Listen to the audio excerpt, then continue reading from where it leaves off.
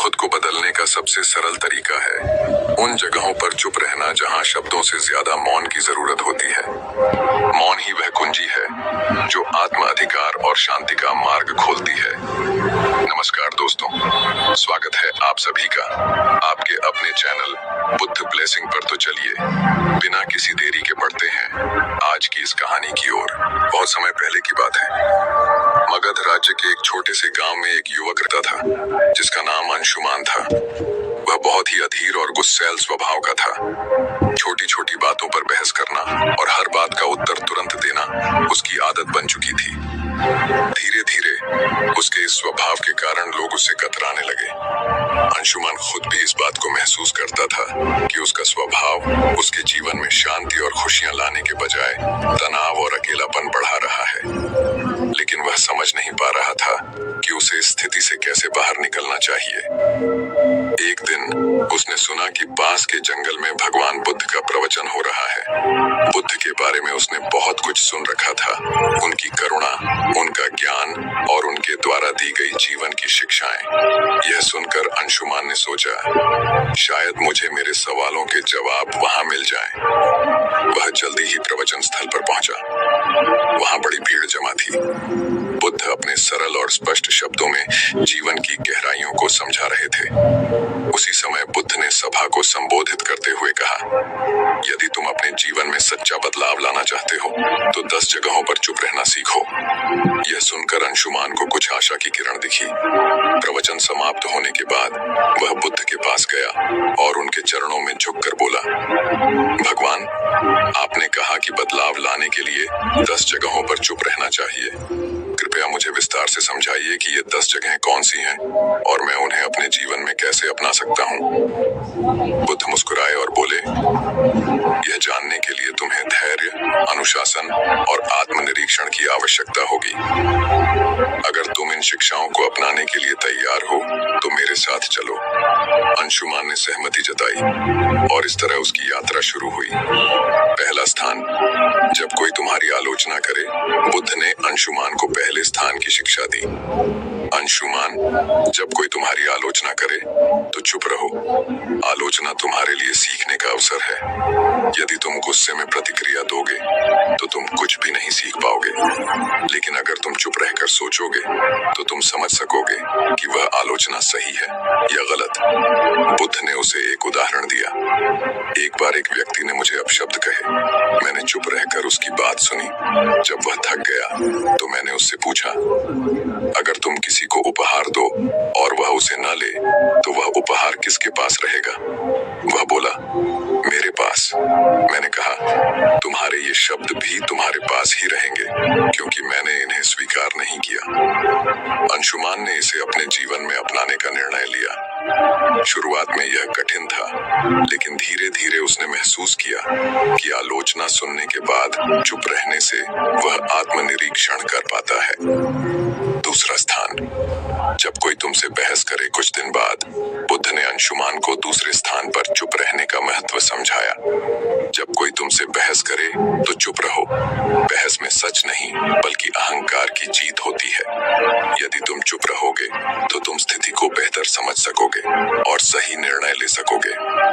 बुद्ध ने एक किसान की कहानी सुनाई। 2 किसान अपनी जमीन के छोटे से टुकड़े को लेकर झगड़ रहे थे। दोनों का मानना था कि वह जमीन उनकी है।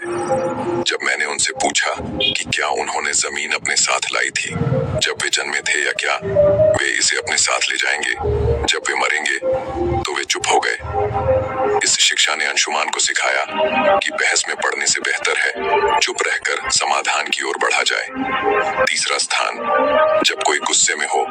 बुद्ध ने अंशुमान से कहा, गुस्सा आग की तरह है।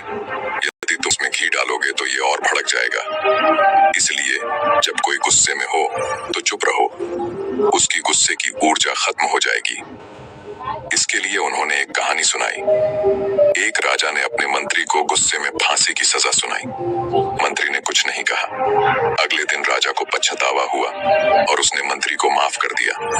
अगर मंत्री उस समय राजा से बहस करता तो शायद उसकी जान चली जाती। अंशुमान ने इसे भी अपने जीवन में अपनाया।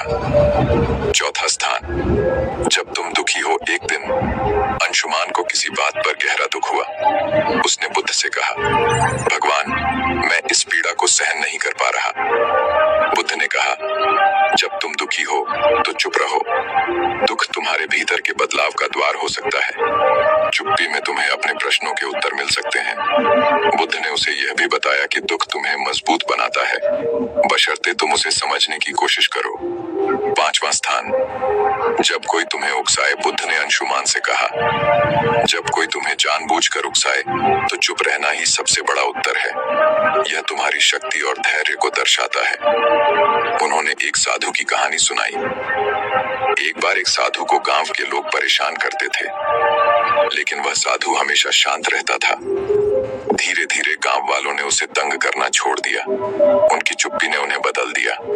6वां स्थान, जब तुम्हें दूसरों की मदद न करनी हो। बुद्ध ने समझाया, हर जगह मदद करने की जरूरत नहीं होती।